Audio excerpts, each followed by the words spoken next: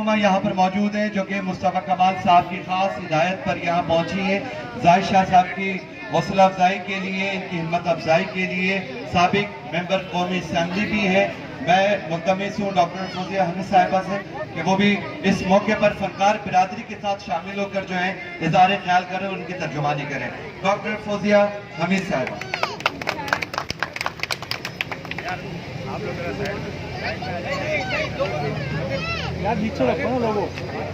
اعوذ باللہ من الشیطان الرجیم، بسم اللہ الرحمن الرحیم. یہاں اسٹیج پر موجود تمام معزز میرے بھائی، سامنے موجود زندہ قوم کے سپوت اور خاص طور پہ زاہد صاحب، جن کا میں شکریہ ادا کروں گی کہ انہوں نے یہ ثبوت دیا کہ ہم ایک زندہ قوم ہیں، اور اگر کبھی کوئی غلط فیصلہ ہوتا ہے تو ہم خاموشی اختیار نہیں کرتے. سب سے پہلے تو سب کو السلام علیکم. اور اس کے بعد نہایت افسوس کی بات ہے کہ وہ شخص جس نے 45 سال تک اس ملک کے لیے کام کیا، اپنی سروسز پرووائڈ کی، 3 جنگیں لڑی، اور آج ہم اس کو کیا کہہ رہے ہیں، کون سے القاب سے پکار رہے ہیں؟ غدار. وہ غدار ہے؟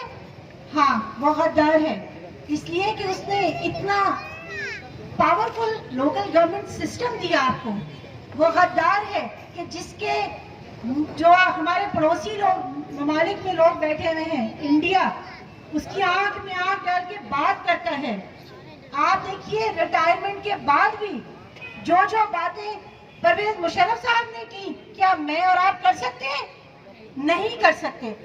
تو یہ تو بہت بڑی غداری کی بات ہے کہ اتنا بہادر شخص ہمارے پاس ہے اور آج ہم نے اس کو یہ فیصلہ کر کے دیا. میں پی ایس پی کی جانب سے سید مصطفیٰ کمال نے مجھے یہاں بھیجا، اپنی ہدایت پہ انیس قائم خانی صاحب نے یہاں بھیجا، اور میں آپ لوگوں کو کہتی ہوں کہ ہم نے یکسر یہ فیصلہ مسترد کیا ہے. ہم اس فیصلے کو نہیں مانتے.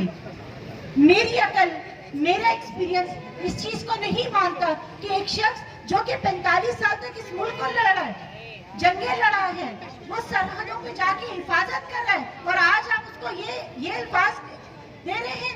اگر آرٹیکل 6 آپ نے اس پہ لگایا ہے تو پھر آرٹیکل 6 پہ اس کے زمرے میں جتنے لوگ آتے ہیں ان سب کو پکڑو، ان سب کو پھانسی دو. ان کو کیوں نہیں پھانسی دے رہے؟ اگر آپ یہ بات کر رہے ہیں تو پھر 1999 سے پھر کام ہوگا. 1999 سے پھر سب لوگوں کو پھانسی پہ لٹکائیں.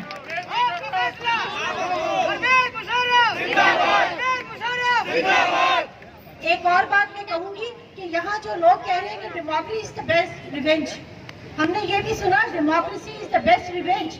تو ان لوگوں سے صرف جا کے یہ پوچھیں کہ ان کے دور میں کیا دودھ کی نہریں پاکستان میں بہہ رہی تھی؟ پاکستان میں دودھ کی نہریں نہیں بہہ رہی تھی. یہاں ایک دوسرے کے گلے کاٹے جا رہے تھے. ہم لوگوں نے رنگ، زبان، ہر ایک دوسرے کے خلاف دشمنیاں پال لی تھی. تو پرویز مشرف کے دور میں کیا ہو رہا تھا؟ آپ اور میں بہتر سمجھتے ہیں. کراچی کا نقشہ تبدیل کیا، پاکستان کا نقشہ تبدیل کیا. ہر جگہ جو جتنے ان کے پروجیکٹس ہیں وہ ہمارے اور آپ کے سامنے ہیں. میں بہت طویل گفتگو نہیں کروں گی، بس آخر میں یہی بات کہوں گی کہ جن لوگوں نے یہ آج جو مٹھائیاں بانٹ رہے ہیں، یہ وہی لوگ ہیں جنہوں نے اس کے ہاتھ میں بیعت کی تھی. جب وہ جا رہے تھے تو ان کو گارڈ آف آنر پیش کیا تھا. آخر میں پھر دوبارہ یہ بات کروں گی کہ ہم یہ فیصلہ نہیں مانتے اور اس کو یکسر مسترد کرتے ہیں.